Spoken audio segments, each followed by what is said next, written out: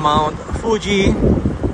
So middle of October, malapit na siya mag-snow dun sa pinaka-cone niya. Siguro mga late October to early November may makikita ng mga puti-puti dyan. Ibig sabihin nun, snow.